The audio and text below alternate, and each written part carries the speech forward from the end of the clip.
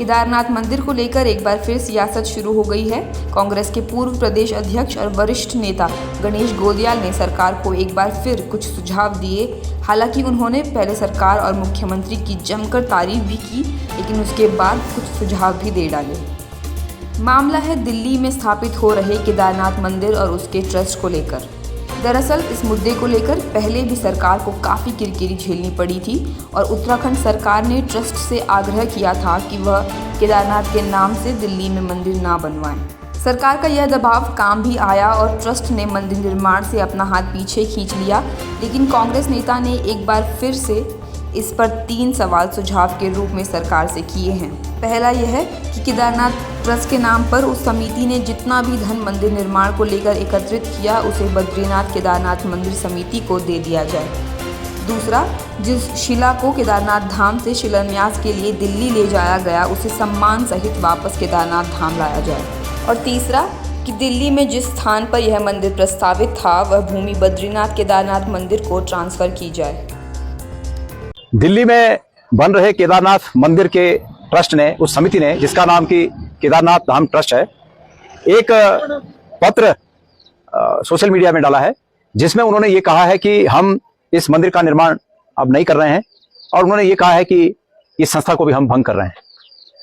मैं ये समझता हूं कि हमने ये उम्मीद की थी माननीय मुख्यमंत्री जी से कि माननीय मुख्यमंत्री जी इस भूल को स्वीकार करें, लेकिन मुख्यमंत्री जी चूंकि उनकी प्रतिष्ठा है, उनकी प्रतिष्ठा से हमारे उत्तराखंड की प्रतिष्ठा भी जुड़ी है। राजनीतिक लड़ाई अलग बात है, लेकिन फिर भी माननीय मुख्यमंत्री जी को हम विवश नहीं करना चाहते कि माननीय मुख्यमंत्री जी इसको सार्वजनिक रूप से कहें कि ये मेरी भूल है, मैं माफी चाहता हूं, क्योंकि उनकी इस प्रतिष्ठा के साथ हमारी प्रतिष्ठा भी जुड़ी है, प्रदेश की प्रतिष्ठा जुड़ी है। लेकिन ये निश्चित है कि हमने ये कहा था कि माननीय मुख्यमंत्री जी आप अपने प्रभाव का उपयोग करके, आप अपने प्रभाव का प्रयोग कर उस संस्था को, इस काम को यहीं पर स्थगित करने के लिए कहें और केदारनाथ धाम ट्रस्ट से कोई संस्था स्थापित नहीं होनी चाहिए। तो निश्चित रूप में ये उन सब लोगों की जीत है, उनका ये कहना, उस समिति का ये कहना कि हमने इसको रोक दिया और ये संस्था भी हम भंग कर रहे हैं, ये उन सब लोगों की जीत है जो वहां पर केदारनाथ धाम मंदिर बनने से, संस्था बनने से और उत्तराखंड के मुख्यमंत्री जी के द्वारा वहां जाकर उस कार्यक्रम में शिरकत करने से और उसका प्रचार प्रसार करने से आहत थे। ये उन सब लोगों की जीत है।